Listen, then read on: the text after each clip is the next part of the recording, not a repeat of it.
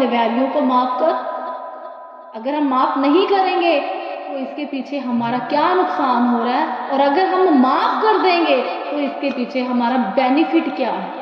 क्योंकि ये ना एक ब्लॉकेज है। प्रभु ने पता क्यों कहा कि अपने वैरियों को माफ करें? क्योंकि जब तक हम अपने वैरियों को माफ नहीं करते ना, हमारे अंदर एक ब्लॉकेज बन जाती है।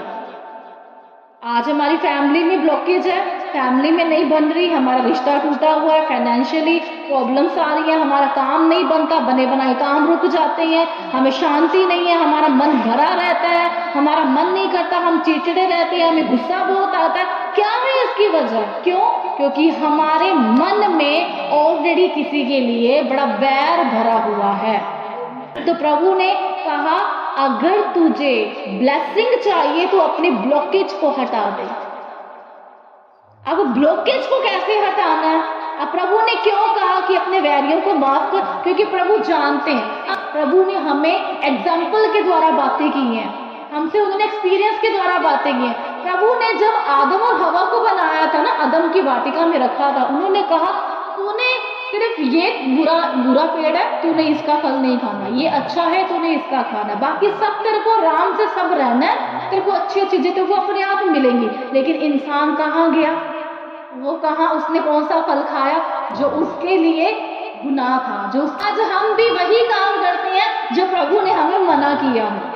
इसीलिए तो ब्लॉकेज है, इसीलिए तो हमारा मन भरा हुआ है। फिर हम ब्लेम क्या देते हैं? मैं तो बहुत सारे पास्टर दे कोल घुमाई, मैं तो बड़िया चर्चा दे कोल भी जाए, मैं तो बड़े पास्टर दे कोल मल्ले हैंड भी कराई, पता नहीं मेरे कर्ज क्यों नहीं हट रहे, पता नहीं मैंने राम क्यों नहीं आ रहा, पता नहीं मेरी ब्लॉकेज खोल रहे। अरे प्रभु के दासों का कोई भी यहाँ वो नहीं है, उनका कोई कसूर नहीं है। कसूर किसका है? वो हमारा है, क्योंकि हमने हमेशा वो रास्ता चूज किया जो हमें खुदा ने बोला था ये गलत है।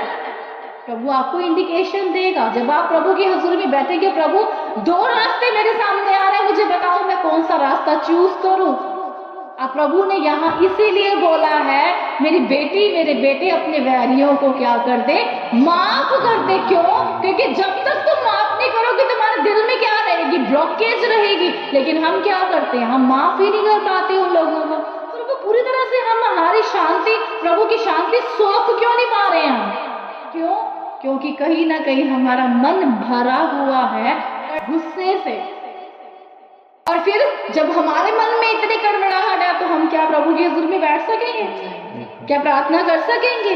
क्या वो गहराई में डूब सकेंगे? जो प्रभु कहता है कि मैं तो एक दरिया हूँ, मुझे तैर के ढूंढ। क्या तुम तारी लगा सकते हो उस दरिया में? नहीं लगा सकते। क्यों? क्योंकि आपका मन भरा हुआ है।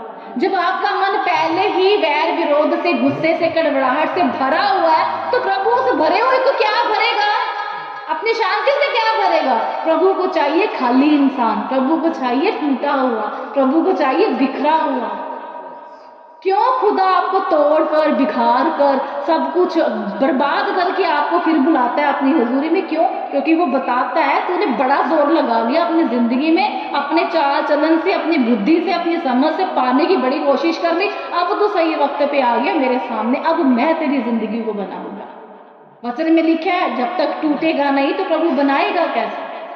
जब तक बिखरेगा नहीं वो आपको सजाएगा कैसे?